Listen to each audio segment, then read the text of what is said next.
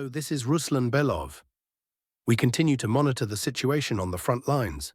Before we begin, I would like to sincerely ask you to subscribe to the channel. Your subscription helps the channel grow. Thank you to everyone who has already subscribed. Let's open the map. So friends, today we also have a number of good and important advances on the front, and all of them on a single sector. The progress is actually colossal in terms of numbers. Unusual, let's say, for this current conflict. But let's go step by step. We'll also be talking about some not-so-good news today, so be sure to watch the episode to the end. We'll begin today in the south and gradually move northward. Just like yesterday, I'll start with the Kherson region. Those who watched my previous episode might remember, I showed how the armed forces of Ukraine attempted to organize something here. I'm not even sure what exactly they were trying to do. Maybe a new bridgehead, like the one they had in Krinky, where they suffered very heavy losses. Anyway, they tried to land on the left bank, which is fully under our control. The landing attempt was from the direction of the village of Pridniprovsk. So today, while preparing this episode, I opened the Ukrainian map. And what do I see? I see they've drawn in some sort of control here. You see it too, right? I'm not hallucinating, am I? Once again, I posted a video on my Telegram channel showing what happened to those Ukrainian paratroopers who thought they were immortal and climbed onto the left bank. Well, they're all lying there now, in the grass and in the forest lines. So I have no idea what kind of control Ukrainian cartographers imagined here. Control by dead bodies. They basically drew a victory out of thin air. Sure, they came by boat, landed, made it about 500 to 600 meters from the shore, and then all of them were wiped out. As a result, an entire platoon of corpses was added to the exchange fund. This isn't even a grey zone, this is full control on our side, but you know, when you have no victories on the front, you at least have to invent one and draw it on the map, which is exactly what they did. Clowns, in a word. As for the rest of the Kherson front, there are no changes. Aside from these suicidal troops, no one is making a move. We're sane, so we're not even trying to land on the right bank. And the AFU, apart from this episode, are also sitting quietly.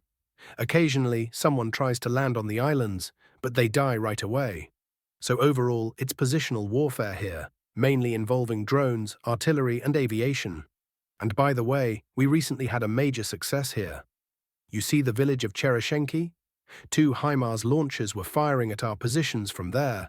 Not directly in the village, but in the fields behind it. Our reconnaissance drone spotted them and tracked them back to their base of operations, which turned out to be a hangar in the village of Cherisheni. And that's it. An Iskander missile hit the spot.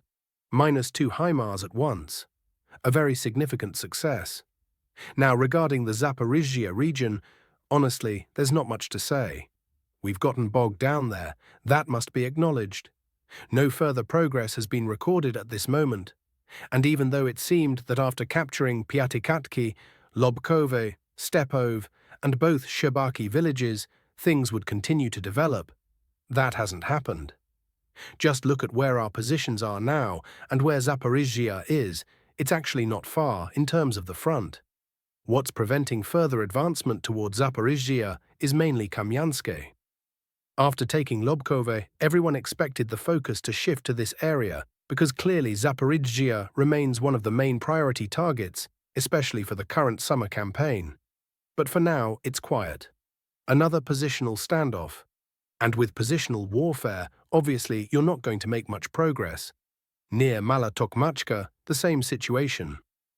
A week ago, we broke through 3 kilometers and reached the village outskirts. But that's it.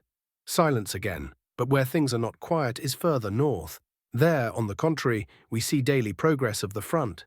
Still, I always stick to the principle of reporting not only successes but also failures when they happen, at least so you, my subscribers, can have an objective view of what's going on at the front.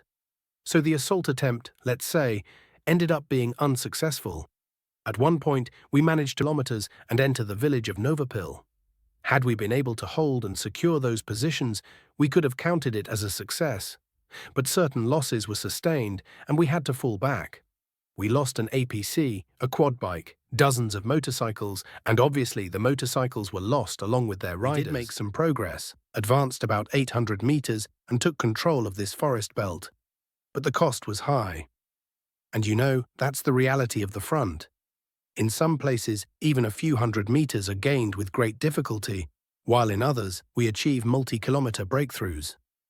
In the area of responsibility of the center group, the Russian armed forces continue advancing through the fields between Troitskoye and Kotliarovka. According to war correspondents, Russian troops broke into Kotliarovka itself after overcoming a deep ditch. Slightly further up the front, there is also progress between Kotliarovka and Novoalexandrovka. Based on preliminary estimates, Russian units are now just over 3 kilometers away from the Dnipropetrovsk region. In Bohatyr, fighting is ongoing on the southeastern outskirts. Russian forces are trying to take control of the entire southern part. From there, the movement will likely follow the banks of the Mokry Yali River toward Komar. The assault on Alexeyevka continues, with Russian troops attempting to secure the eastern outskirts. Now to the Pokrovsky direction. Intense battles are taking place across the entire section. In the area of Uspenivka, Russian forces have made slight gains, while near Udakny, the Ukrainian armed forces have managed to regain control of several positions for now. The northeastern part of the village and the industrial zone remain under Russian control. In the area of Kotlin, Russian units advanced several hundred meters toward the city. This is the territory that came under Russian control in the past 24 hours. Dakhenske is now fully under Russian control.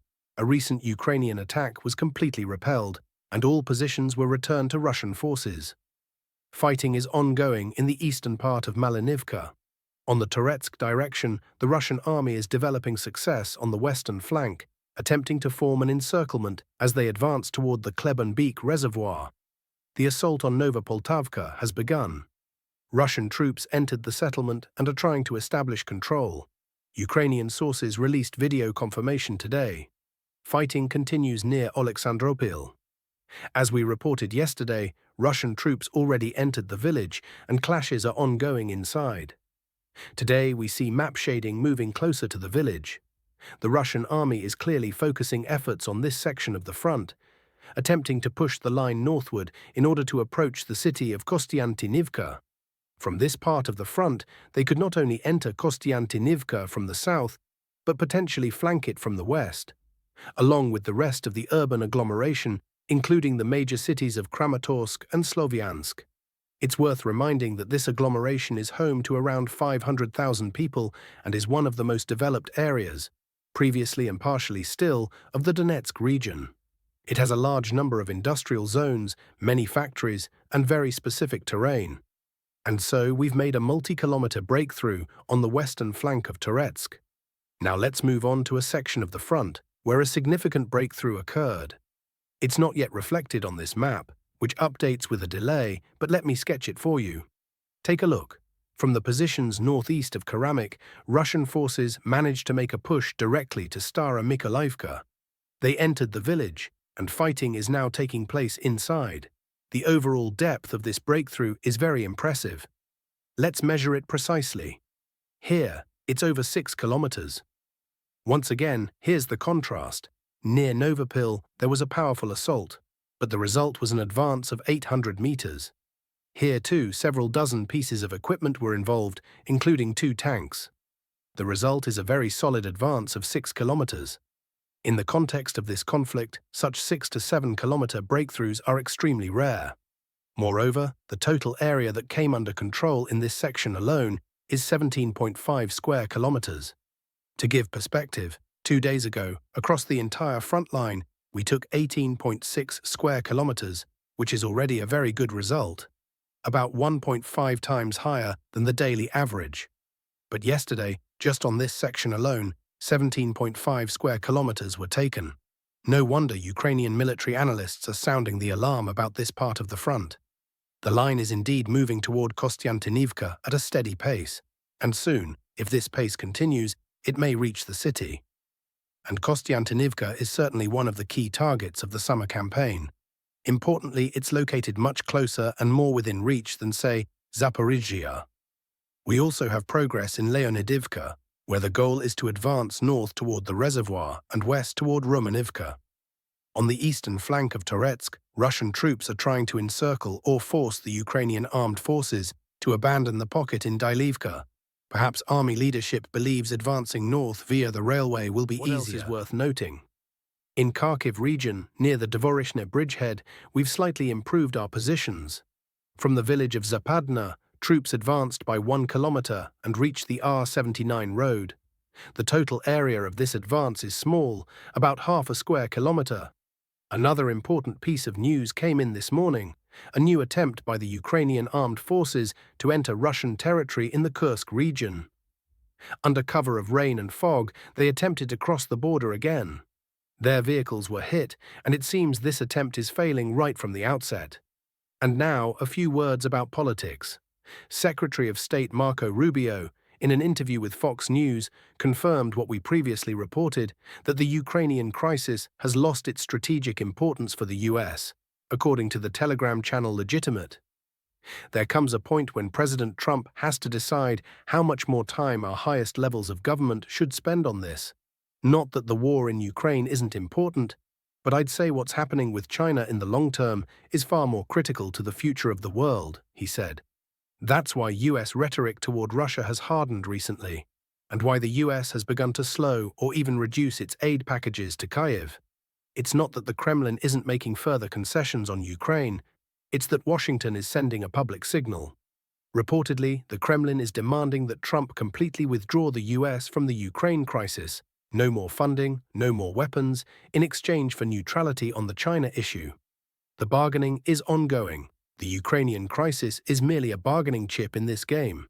It's worth pointing out that even if the US accepts the Kremlin's terms and fully withdraws from Ukraine, Trump will have partially achieved his goal. He's almost secured a resource deal that gives him leverage, even in the event of a Ukrainian collapse. This so-called document will give Trump leverage to bargain with the Russian Federation for certain perks for America when the crisis is finalized and a major division of influence begins. When Vladimir Putin publicly speaks about a successor for the first time in a long while, without naming names, it marks the beginning of a long political game, where the word transition stops being taboo and starts turning into a managed process, reports the Telegram channel Secret Chancellery. The president outlined the principle. The decision will be made by society, and the choice should be among several worthy candidates. This, precisely, is the outline of the future transition. As a carefully calibrated institutional procedure. On one hand, it dispels speculation that the question of power transfer is off the agenda. On the other hand, it avoids prematurely cementing any specific figures, preserving room for maneuver, negotiation, and adjustment. This is an important signal to the elites. They now have a framework. Thinking about the future is allowed, but only within the defined course and limited to a few candidacies. The timing is equally significant. The idea of a transition is now linked to negotiations on resetting US-Russia relations, the possible end of the military operation, and a path toward peace. It's tied to a historical cycle that gives rise to the prerequisites for domestic political change. In terms of power logic, this means first comes victory and formalized agreements, then comes renewal. This model alleviates fears of regime change during a crisis, reinforcing a sense of control and gradual stages. Personalities will come into play later. What's key is that the idea itself is beginning to be legitimized. And that's the main difference between a crisis-driven transition and a sovereign scenario. It's not being imposed, it's being steadily brought to life, under control, and guided by growing public expectation. Slovak Prime Minister Fico made a statement about Zelensky. The agreement signed between the US and Ukraine is the kind of deal someone signs just to achieve a certain goal. Let Mr. Zelensky explode with anger now. I know why he signed it. It's very important for Mr. Zelensky that things continue, and he believes that this agreement somehow mutes US efforts toward peace. Fico's wording is very accurate. We've reported that Zelensky needs the deal to soften Trump's stance. Fico calls it buying the war. The Slovak PM Robert Fico also believes that signing a raw materials deal with Ukraine has reduced the chances of a peaceful settlement.